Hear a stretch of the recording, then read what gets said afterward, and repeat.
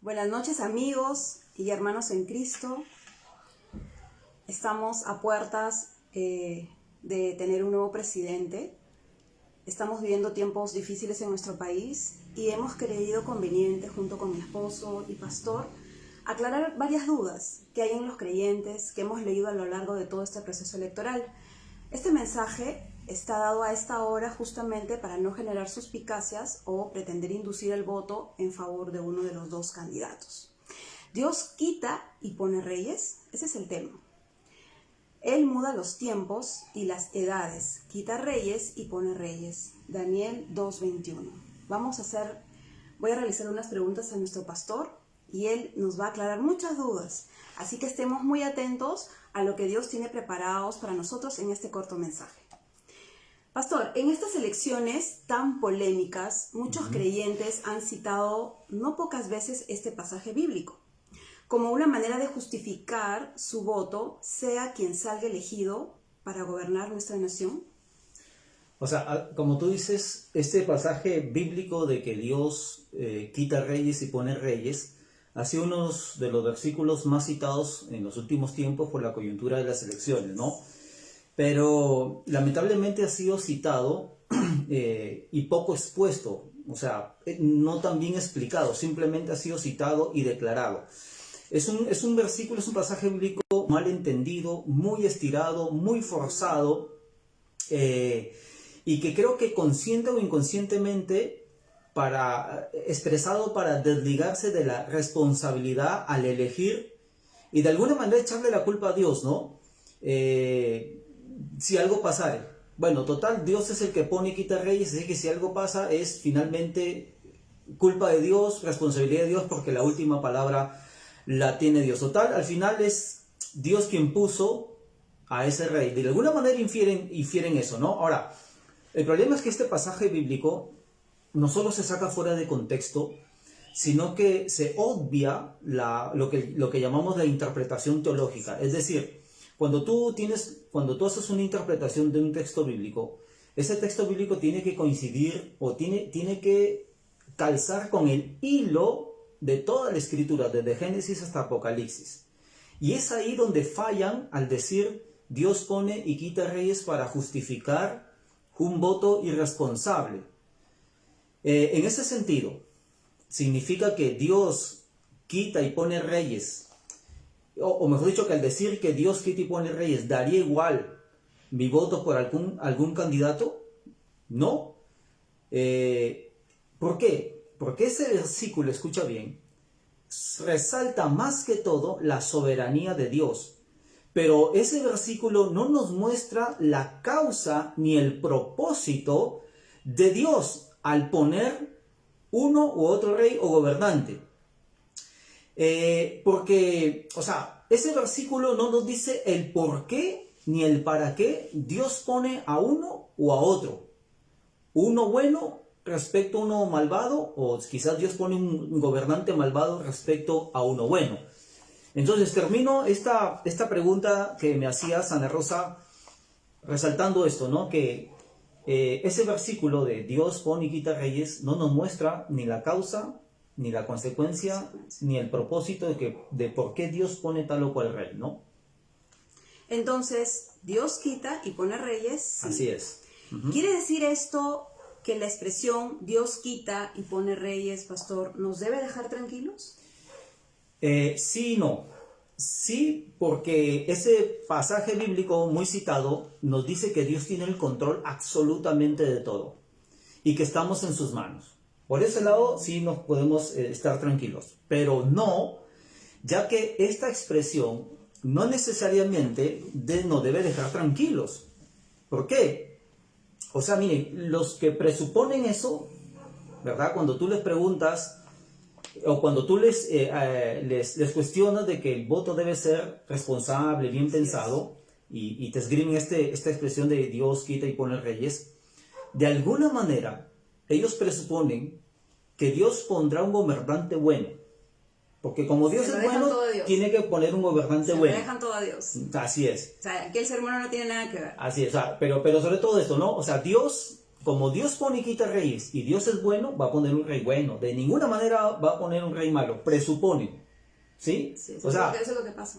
aun si yo votare por un rey malo, porque yo no soy omnisciente, yo no lo sé todo, entonces no, Dios va a direccionar un rey bueno. O sea, presuponen que en el mejor de los casos pondrá un rey bueno, un gobernante bueno, y que en el peor de los casos, si Dios levantara un gobernante malo, lo quitará.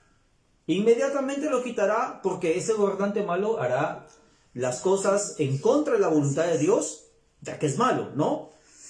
Pero este razonamiento es una media verdad. Es decir, muchas veces, escucha bien, todos los que nos están viendo, Dios muchas veces puso reyes malos y no los quita ahí mismo, los pone tiempo, con varios propósitos. Vamos adelantándonos aquí. Dios a lo largo de la historia, lo pueden revisar en la Biblia y en la historia secular, que Dios pone muchas veces reyes malos, gobernantes malos, para juzgar a esa nación que eligió ese rey o ese gobernante. Número 2, o mejor dicho, ampliando este uno, porque generación tras generación esa nación se volcó al pecado y no se volvió a Dios. Y también otro propósito, hay varios, Dios habiendo mostrado, escucha bien, las cualidades de ese rey que es malo, o que su sistema de gobierno político, como quieres llamarlo, es directa y abiertamente contra Dios, pese a ello, lo eligen. Caso de Hitler, por ejemplo. Toda su doctrina era antidios. Exacto. Pero lo eligieron. Y Dios permitió que lo eligieran. Y todos sabemos lo que pasó. Igual Stalin y muchos gobernantes, incluyendo en el Perú, en el mismo Israel, con el caso de Saúl. ¿Se acuerdan de Saúl? Dios para Israel quería un gobierno teocrático. Quería Dios gobernar por medio de sus profetas. Pero ¿qué dijo el pueblo de Israel? No, queremos un rey como las otras naciones. Y Dios le dijo, pero les fundamentó que no era necesario, porque Dios les estaba gobernando. ¿Qué más querían? Era Dios gobernándolos. Pero no, queremos un rey como las naciones. Y Dios dijo, ¿quieren un rey? Como las naciones, un humano imperfecto, que sabemos que su tendencia es corrupción, etc. Ya, tomen a Saúl. Y todos sabemos que Saúl terminó mal, ¿no? Con Israel. Entonces, dicho esto, ¿debe haber un porqué y un para qué en cuanto pone un rey en vez de otro? Así es. O sea, hemos dicho que ese versículo de Dios quita y pone reyes no nos explica el por qué ni el para qué Dios levanta un rey u otro rey, sea bueno o malvado. Hemos dicho que a través de la historia de Israel y la historia secular, Dios ha puesto reyes malvados con ciertos propósitos, ¿no? Así es. Y hablando de Jeremías, de ahí viene Jeremías capítulo 2, la expresión Dios quita y pone reyes. Y por eso decía que los pasajes bíblicos tienes que ponerlo en su contexto. Exacto. Y en su debida interpretación teológica, es decir, mirar a otros libros de la Biblia a ver qué dicen.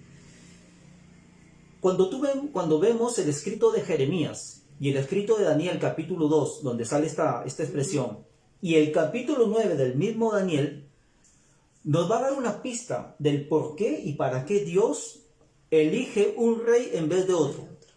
Por ejemplo, en Daniel 9:2, escuchen bien, dice así: en el año primero de su reinado, habla del rey Darío o Ciro. En Daniel capítulo 9 ya habían pasado 3 reyes a gobernar Israel: Nabucodonosor de Babilonia, Belsasar su hijo, y ahora está Darío o Ciro. Entonces en el capítulo 9, Daniel se pone a analizar la Biblia, los escritos, específicamente el libro de Jeremías, y dice así en Daniel 9:2: en el año primero de su reinado, o sea de Ciro, yo, Daniel, miré atentamente, que es lo que tú y yo debemos hacer, miré atentamente en los libros, se entiende de Jeremías, del escrito de Jeremías, el número de los años de que habló Jehová al profeta Jeremías, que habían de cumplirse las desolaciones de Jerusalén en 70 años. Vemos aquí a Daniel leyendo el escrito de Jeremías, pues en este escrito se había profetizado el por qué y el para qué. Durante 70 años Dios había enviado reyes malvados a gobernar a Israel. Así que una vez más, Daniel está viendo en el capítulo 9, en el capítulo 2 había dicho, Dios quita y pone reyes, y en el capítulo 9 nos dice por qué y para qué en el caso del pueblo de Israel. Acuérdense que en Israel habitaba, valga la redundancia, en Israel, en su territorio natal. Pero Dios les había dicho algo, que iban a venir reyes a destruir esa nación y a llevarlos cautivos. Uno de ellos fue el rey de Babilonia, Nabucodonosor. La pregunta es, ¿qué estaba leyendo Daniel en Jeremías? Que nos va a explicar el por qué y para qué Dios pone y levanta un rey o no. Jeremías 25:8, que lo estaba leyendo Daniel, dice así, miren con atención, escuchen con atención. Por tanto, así ha dicho Jehová de los ejércitos, por cuanto no habéis oído mis palabras, le dice al pueblo de Israel, he aquí enviaré y tomaré a todas las tribus del norte, dice Jehová, y a Nabucodonosor, rey de Babilonia, mi siervo, y los traeré contra esta tierra y contra sus moradores, contra todas estas naciones en derredor, y las destruiré, y los pondré por escarnio y por burla y en desolación perpetua. Y haré que desaparezca de entre ellos la voz de gozo y la voz de alegría, la voz de desposado y la voz de desposada, ruido de molino y luz lámpara. O sea, aquí Jeremías nos está explicando el por qué Dios puso un rey malvado a gobernar en Israel. Lo está diciendo, ¿por qué? Porque sus moradores habían desobedecido las leyes de Dios. 25:11 de Jeremías dice así, toda esta tierra será puesta en ruinas y en espanto, y servirán estas naciones al rey de Babilonia 70 años. Y cuando sean cumplidos los 70 años, castigaré al rey de Babilonia. Bueno, Jeremías nos dice, y en todo el libro de Jeremías, de que Dios levantó un rey malvado llamado Nabucodonosor, rey de Babilonia, para castigar a Israel. Ahí está el porqué. ¿Por qué Dios permite que un rey malvado gobierne una nación? Y es porque esa nación, de generación tras generación, ha ido contra las leyes de Dios. Ahí está el porqué. El porqué es la causa, la razón. El mismo Jeremías nos va a decir, ¿ahora para qué? O sea, ¿con qué propósito? Exacto. ¿Con qué propósito? Jeremías 29:10, que lo estaba leyendo Daniel, nos va a decir, porque así dijo Jehová, cuando en Babilonia se cumplan los 70 años, yo os visitaré, dice Dios, y despertaré sobre vosotros mi buena palabra para haceros volver a este lugar. O sea, estaban cautivos en Babilonia y Dios los iba a hacer volver otra vez a Israel. O sea, ya les quitaba el castigo. Porque yo sé los pensamientos que tengo acerca de vosotros, le dice Dios a Israel. Pensamientos de paz y no de mal, para daros el fin que esperáis. Aquí está el para qué. El por qué es, ¿por qué Dios permitió un rey malvado gobierne Israel? Porque Nabucodonosor era cruel. Destruyó sus casas, destruyó sus sembríos, destruyó su templo. Todo lo destruyó y los llevó cautivos. Exacto, fue desastroso. ¿Te acuerdas, no? Ese es el porqué, lo está diciendo Jeremías. Habían pecado contra Dios generación tras generación. Esa es la razón, la causa. ¿Para qué? Aquí lo está diciendo. Dice, pasarán 70 años de cautiverio y yo los visitaré para darles consuelo, para darles paz, para hacerlos volver otra vez a que siembren su tierra, construyan sus casas y vivan en paz. En otras palabras, el propósito de Dios de levantar este rey malvado era corregir esta nación necia, era mostrar la gloria de Dios. La gloria de Dios es la manifestación del mismo Dios, de sus atributos, su consuelo, su paz, su amor, su protección. Y era una manera de decirle, ¿saben qué, pueblo de Israel? ¿Ustedes creen que aquí gobierna un hombre? No, el que gobierna soy yo. El cielo gobierna los asuntos de la tierra y se los voy a demostrar. ¿No me quieren entender cuando envío mis profetas? Lo van a entender por las malas. Entonces, Ana Rosa, debe haber un porqué y un para qué cuando Dios levanta un rey bueno o en el peor de los casos malvado. Sí, y aquí están las razones, ¿no? Entiende, muy bien, se entiende mucho, ¿no? ¿Por qué un rey como Nabucodonosor, Belsasar y Ciro, reyes malvados, gobernaron Israel? Por la necedad y por la terquedad de un pueblo que se apartó de las leyes de Dios, ¿no? Y perseveró en ello. Entonces, ¿para qué rey como Nabucodonosor, Belsasar y Ciro, reyes malvados, gobernaron Israel? Para castigar, para corregir, disciplinar y hacer volver a un pueblo rebelde y contradictor todo el tiempo. Y sobre todo mostrar misericordia. Ese es el propósito, ¿no? Corregir, muy bien lo has resumido, y mostrar misericordia. O sea, conocer algo más de Dios. Ahora, ¿te das cuenta que la expresión quitar reyes y poner reyes, si bien es cierto, resalta la soberanía de Dios, pero también, ya viéndolo en todo el contexto, nos toca a nosotros, al igual que hizo Daniel, averiguar, analizar por qué Dios levanta tal o cual gobernante. Y aquí quiero aclarar algo. ¿Por qué estamos lanzando ahora esta prédica entrevista, no? Y eso justamente para evitar suspicacias. Porque dicen, no, los pastores no deben hablar de política, porque no pueden direccionar... Hemos dicho de todo por hablar de política. No pueden direccionar el voto. Exacto. Pero como ya la mayoría votó, aquí nadie va a direccionar ningún voto. Pero lo que sí nos toca como pastores es, a la luz de la palabra, analizar los acontecimientos, porque la palabra tiene respuesta para todo. Entonces, ¿cuál debe ser la actitud tuya y mía de todos los que nos están viendo? La actitud de Daniel. Señor, ¿por qué y para qué tú estás levantando tal o cual candidato? ¿No? Jeremías fue a la palabra de Dios para entender. Nosotros vamos a la palabra de Dios para entender. Entonces, te das cuenta que la expresión quitar y poner reyes resalta la soberanía de Dios, pero nos toca a nosotros averiguar el por qué y para qué. Implica también esta expresión, quitar y poner reyes, que muchas veces Dios puede poner un rey malvado a gobernar nuestra nación, tu nación, que no significa que si el rey es malo, Dios lo va a quitar ahí mismo. Nabucodonosor estuvo 70 años en el gobierno, en el poder. Como para darnos una lección también. Exacto. Es lo que hemos dicho, ¿no? El propósito es darle una lección a este pueblo que solo no se podía gobernar si no es bajo la soberanía de Dios. De Nabucodonosor vino Belsasar, su hijo, otro rey malvado. De Belsasar vino Ciro. Ahí lo dice en capítulo 9 de Daniel como Darío, pero es Ciro. Ahora, con Ciro, un rey malvado de Persia, ya Dios pone un pare. Porque dice, los visitó, ya se cumplieron los 70 años, los visitó y ya Israel regresó, aprendió que Dios es soberano, que Dios tiene el control, que no siempre Dios te va a poner un rey bueno, Dios puede poner un rey malo, ¿no? Entonces, pastor, qué buen mensaje, ¿verdad? Propicio para lo que estamos viviendo ahora como país. Pero ¿cómo conciliamos la soberanía de Dios en dar y poner reyes y la responsabilidad humana, o sea, que nos toca a nosotros al elegir a alguien? Muy bien, interesante, ¿no? Eso es una discusión de siglos entre la soberanía de Dios y nuestra libertad. O sea, porque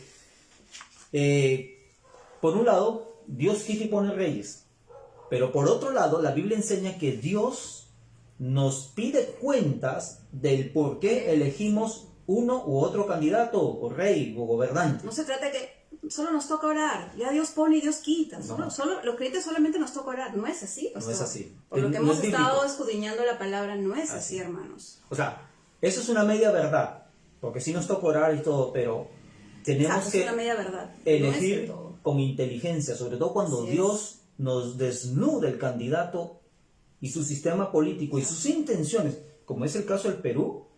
O sea, que ya no nos demos cuenta, ya es necedad como Israel. Entonces, ¿cómo podemos conciliar la soberanía de Dios, de quitar y poner reyes? O sea, en otras palabras, la última palabra la tiene Dios, con la responsabilidad humana de elegir a alguien. Tenemos que ser responsables. ¿No? Porque ¿en qué quedamos? ¿En qué quedamos? O nosotros elegimos, o es Dios quien lo elige. Si es Dios quien lo elige, nos ponemos tranquilos sea cual fuera el resultado. Si nosotros lo elegimos y toda la responsabilidad es nuestra, entonces Dios no es soberano. O sea, ¿cómo hacemos para conciliar esto? ¿Cómo hacemos? ¿Cómo hacemos? Entonces vamos a ver otro profeta, ¿ya? Porque Dios quita y pone reyes, debemos verlo a la luz de la interpretación teológica de todos los libros. Entonces vamos a ver un profeta más, Oseas, casi contemporáneo de Daniel. Oseas 8:4 dice, Dios reclamándole al pueblo de Israel dice, establecen reyes que yo no apruebo y escogen autoridades que no conozco. Interesante. Establecen reyes que yo no apruebo, dice Dios. Y escogen autoridades que no conozco. Es un reclamo de Dios. Que habían puesto gobernantes que Dios no aprobaba, que Dios no conocía, que no le agradaban a Dios. Ahí está nuestra responsabilidad también. Ahí está nuestra responsabilidad. Pero sigue Satanás la pregunta. O sea, ¿cómo Dios puede reclamar si total Él es el que quita y pone reyes? Entonces, bueno, vamos a sacar acá algunas lecciones, ¿no? Primero, que la voz del pueblo no necesariamente es la voz de Dios. Porque aquí la voz del pueblo, en elegir estos gobernantes, no era la voz de Dios. Por eso que Dios le estaba reclamando. La voz del pueblo no necesariamente es la voz de Dios. Número 2, parece redundante, pero lo voy a decir, el pueblo debe elegir bien a sus autoridades, ya que muchas veces Dios se disgusta de nuestras malas decisiones, claro. ¿No? Entonces, aquí Dios se disgusta, obviamente, de que el pueblo eligió autoridades que él no conocía, que Dios no le agradaba. Pero una vez más, ¿en qué quedamos? Porque Dios, ¿por qué Dios reclamaría al pueblo de haber elegido mal sus gobernantes si Dios pone y quita reyes? Y la respuesta es bien sencilla y complicada a la vez. Vamos por lo sencillo. Propósito. Aquí la respuesta es propósito. Es decir, Dios en su soberanía puede poner aún gobernantes malos que a Él no le agradan.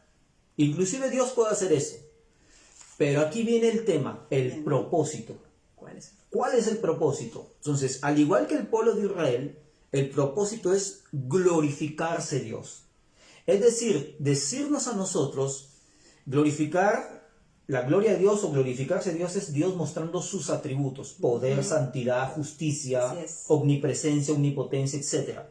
Entonces, el propósito de Dios de poner un rey aún malvado, aún alguien que no le agrada como Faraón, como Saúl, como Hitler, qué sé yo, es para mostrarnos a nosotros la gloria de Dios, es decir, su soberanía, su poder, su control del tiempo, el control del futuro, su poder para decir, bueno, aquí mando yo en el universo, glorificarse. Número 2, como un repaso al anterior, ¿no? Corregir el necio corazón de una nación, Ana Rosa, que se deleita en el pecado generación tras generación.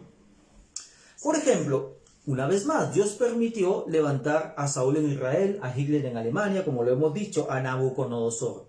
En otras palabras, es como si Dios dijera así, miren, le voy a mostrar cómo las cualidades, ¿no? Que tiene que ver con la personalidad de este gobernante. Le voy a mostrar los planes, la ideología, la doctrina, la filosofía que tiene este gobernante. Se los voy a mostrar para que no lo elijan. Pero si lo eligen y siguen tercos y necios, se los voy a poner. Ahí está, pues. Eso lo dijo Dios en Romanos. Yo levanté a Faraón. A Faraón le dije, deja ir a mi pueblo, porque voy a enviar plagas, etc. Y Faraón no quiso. Entonces dijo, no quieres, atente a las consecuencias. Entonces, ¿por qué Dios? Este dilema, ¿no? Dios es soberano, Dios finalmente pone y quita reyes, pero al final la responsabilidad es de nosotros. Exacto.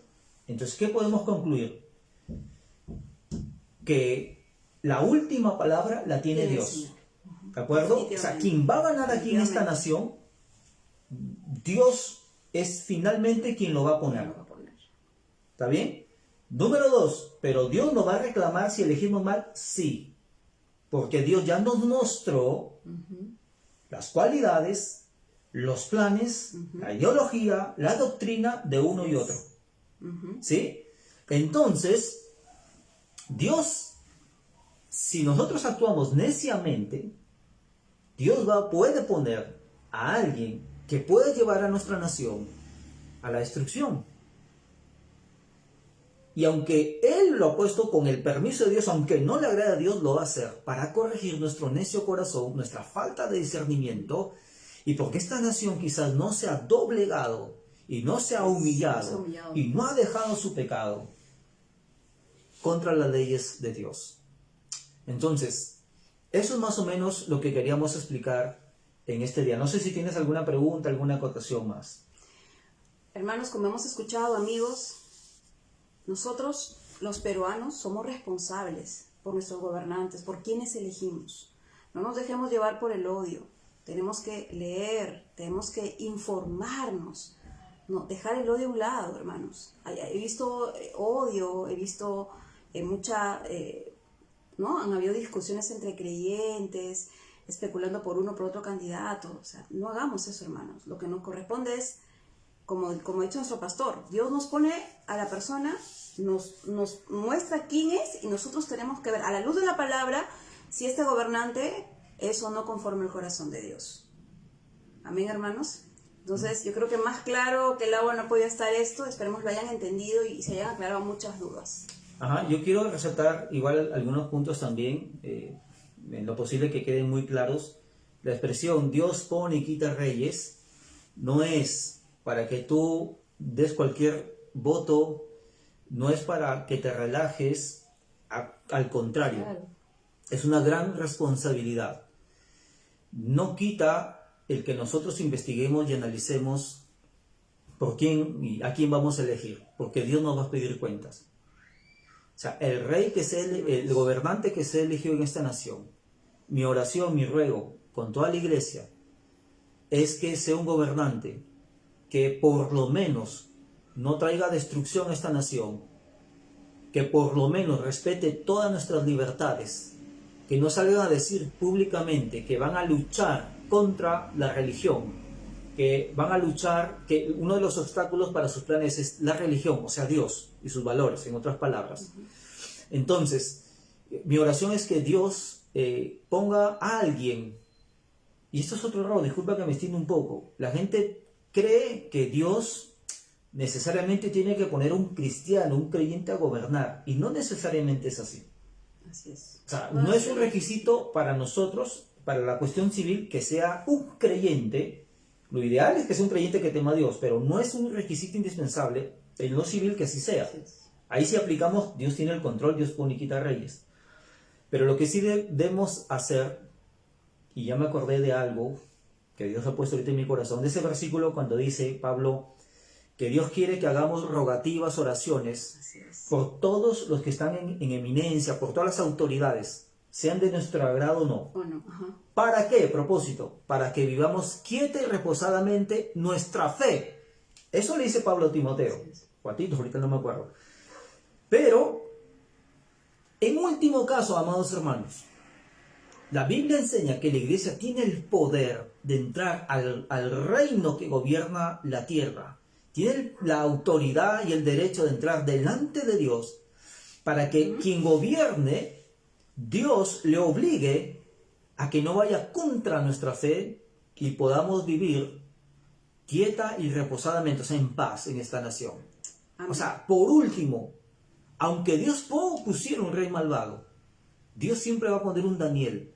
Daniel capítulo 9 dice la Biblia que se humilló delante de Dios, que Dios escuchó la oración de Daniel y la cautividad, la destrucción de Israel económica, en salud, política, en todo, terminó y Dios le dio paz y consuelo.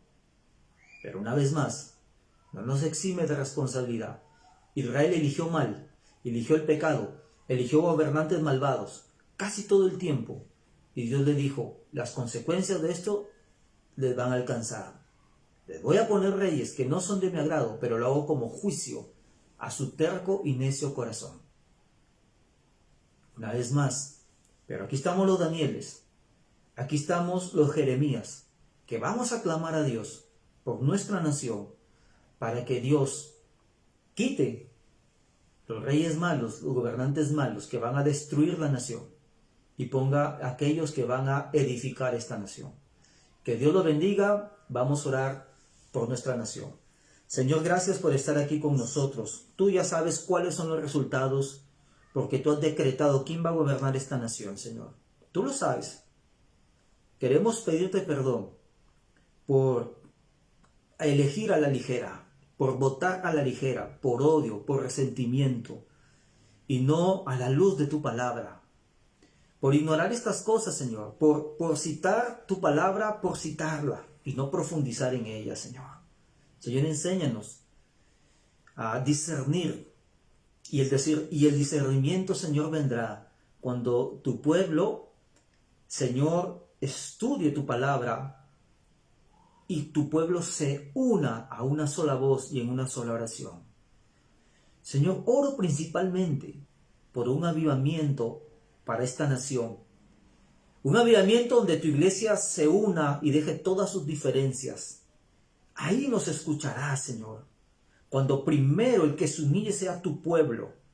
Y es por tu pueblo, Señor, humillado ante ti y unido en la soberanía de Jesucristo, que esta nación, Señor, se va a transformar en luz para las naciones. Nuestra esperanza no está en ningún gobernante, en ninguno, aunque hemos elegido, según lo que la conciencia nos ha dicho, en nuestro caso a la luz de la palabra. Aún no descansamos ni ponemos la esperanza en el hombre, la mujer, en nadie, sino en ti, Señor. Tú le dijiste a Pablo, a Timoteo, aun cuando estaban esos reyes romanos malvados, si la iglesia ora, pueden vivir quieta y reposadamente. Tú le dijiste, Señor, a los que Nabucodonosor llevó cautivos, tú le dijiste, en la ciudad donde Él los lleve, si ustedes oran por esa ciudad, por su prosperidad, cuando la ciudad prospere, ustedes serán prosperados. Aún, Señor, quien gane, y tu iglesia y tu pueblo ora, esa ciudad donde estemos será prosperada. Por eso oro por la unidad de tu iglesia, por un avivamiento. Las políticas públicas humanas no transformarán esta nación como tu palabra y tu evangelio. Señor, perdónanos toda mala palabra, toda ofensa que entre cristianos nos hemos esgrimido, Señor, por esto de la política. Enséñanos a tener tu carácter, enséñanos a ser como tú, Señor Jesús. Nuestra esperanza está en el reino de Dios. Hoy declaramos que el cielo gobierna la tierra, que el cielo gobierna los asuntos de la tierra, que Jehová Dios quita y pone reyes, y que Dios nos ayudará a elegir siempre gobernantes de su agrado. Gracias, Dios. Perdona los pecados de esta nación, de tu iglesia, de todas las personas que viven aquí. Ten misericordia de nosotros y llévanos y condúcenos como nación por buen camino. Tú dijiste, yo tomo estas palabras que le diste a Israel. Tú tienes pensamientos de bien y no de mal, para darnos el fin que esperamos. Libertad de culto, libertad de nuestra propiedad, libertad de expresión, para que libremente te elijamos a ti y te adoremos. Gracias por todo, Señor. En el nombre poderoso de Jesucristo oramos así. Amén y amén. Que Dios le bendiga, hermanos. Comente, comparte la prédica y un granito de arena aquí, que quizás pueda dar luz a muchos. Nos estamos viendo.